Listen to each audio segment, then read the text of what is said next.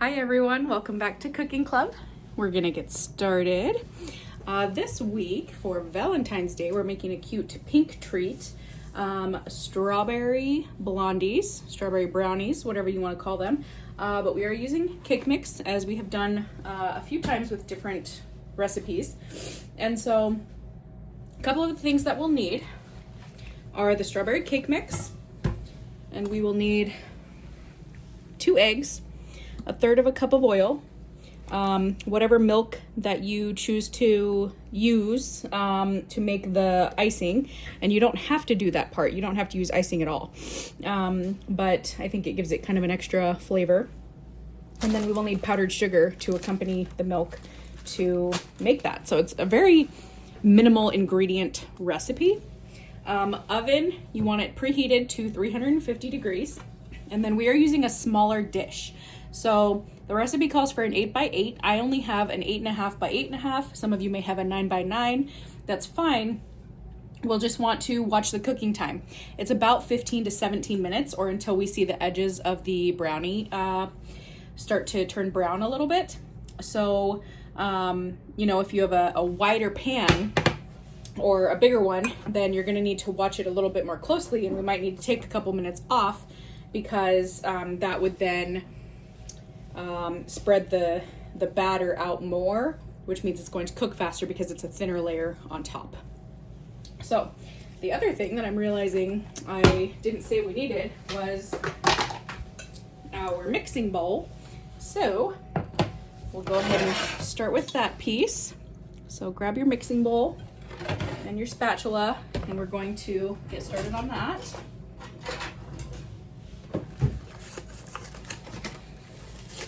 And if we look at the back of the box of the cake mix, we are not following these instructions. This calls for a cup of water, 3 large eggs, 1/2 cup of vegetable oil. For this, because we want more of a brownie-like texture than a cake-like texture, we're doing 1/3 cup of oil, 2 eggs, no water.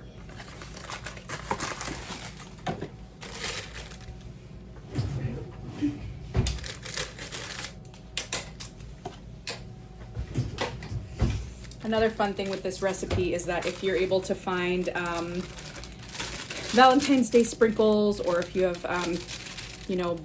colorful seasonal M&Ms, anything like that, that's always fun to sprinkle on top, or you can mix it right into the batter.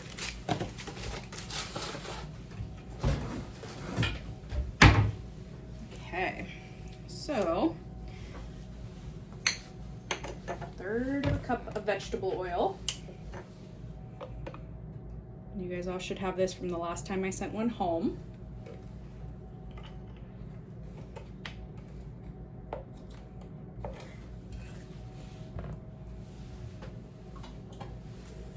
I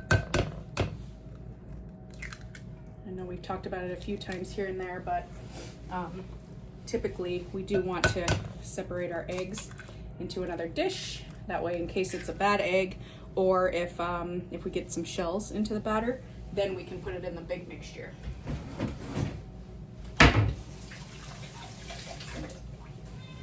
Right, so what I'm going to do, roll up my sleeves a little bit, break up those egg yolks.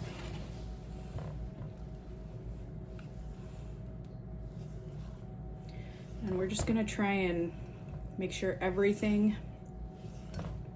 gets mixed together nicely. And again, this is going to be less runny than a cake mix would if you were baking a cake with this box, because we have less liquid. We have 1 less egg, so that's less liquid. We have no water. And then we have, while there's slightly more oil, it's still not the same amount of oil we would have used. Slightly more oil, but it doesn't make up for the lack of water that we would have used. So very easy. You could do this with any flavor, really, if you wanted a different type of brownie-like consistency, but wanted to use cake mix. It's the same recipe across the board. Same with cake mix cookies.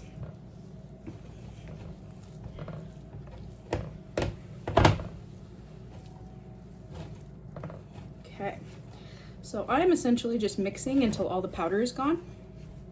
And I think I'm there.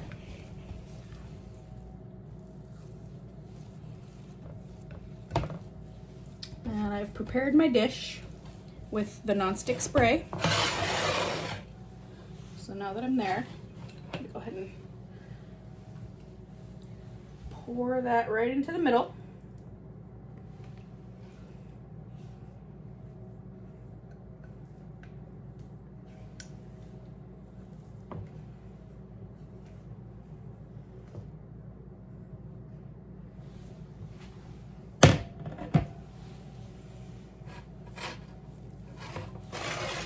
So now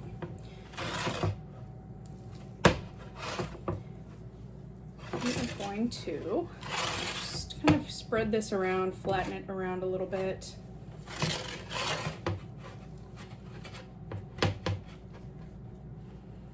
And if you were to top it with M&Ms or anything, this would be the time to start pressing them into the top. White chocolate chips would be good.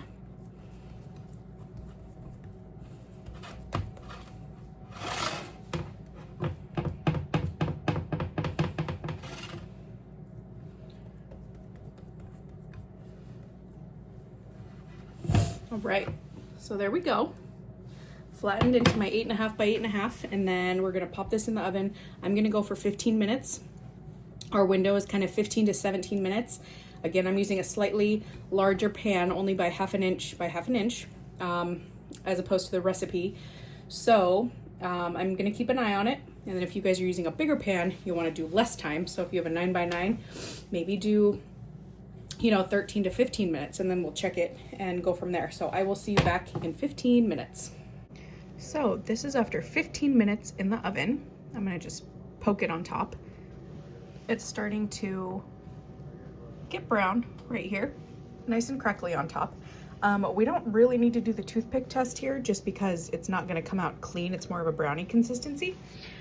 So we're gonna wait until this cools completely. What I'm gonna do is actually put it on top of my cast iron so that there's airflow underneath the bottom of the pan, because that will help it cool quicker.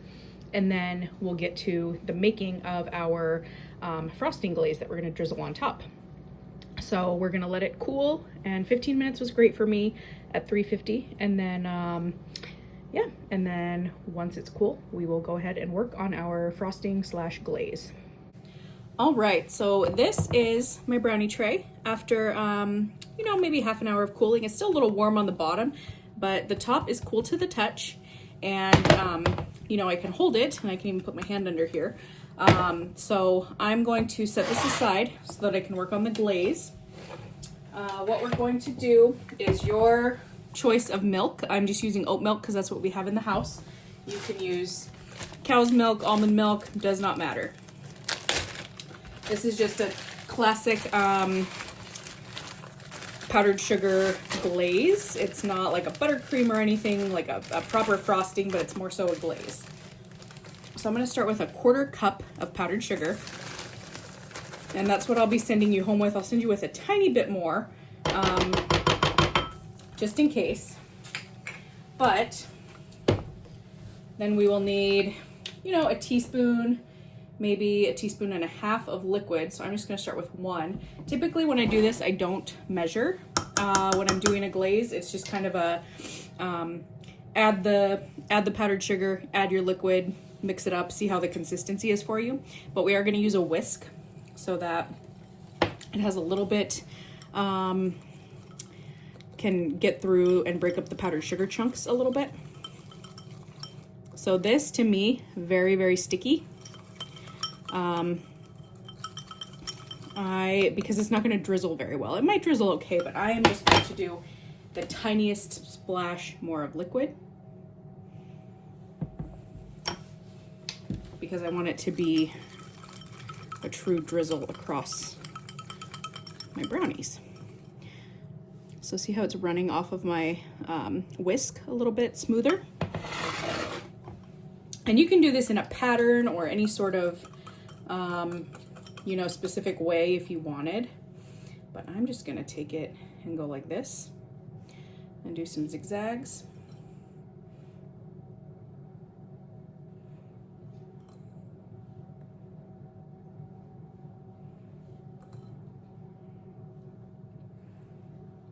And just keep doing that until it runs out.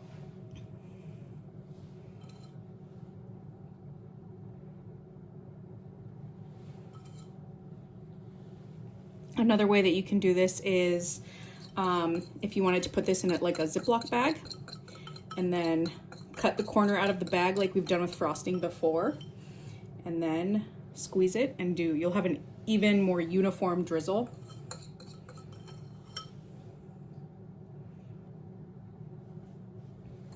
So I've got a little bit left. If you wanted to get a spoon, oops, and do a little bit more, you could.